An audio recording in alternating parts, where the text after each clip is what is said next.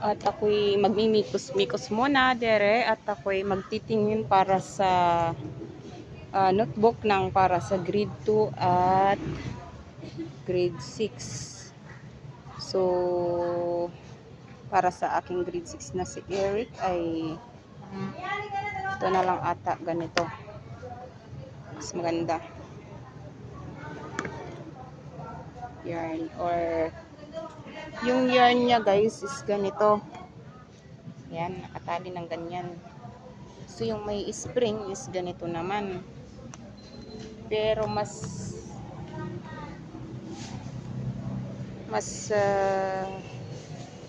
Hots Color Sweet Spring 25.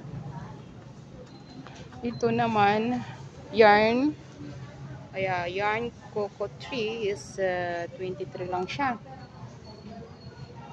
Mas gusto ko na rin yung naka-yarn kasi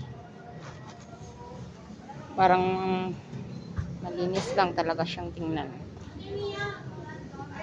So, ito para sa aking grade 6 na si Eric. Ayan, ito na. 1,